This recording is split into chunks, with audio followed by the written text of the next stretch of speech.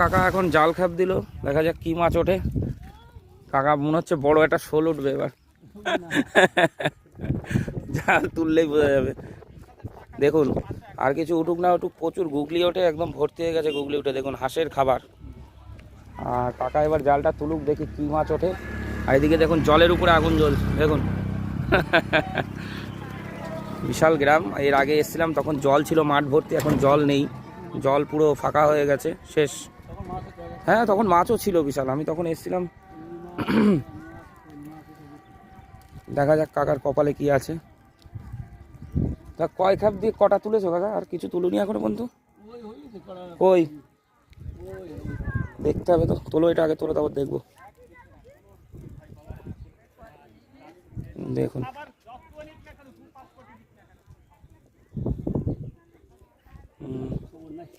খবর নেই।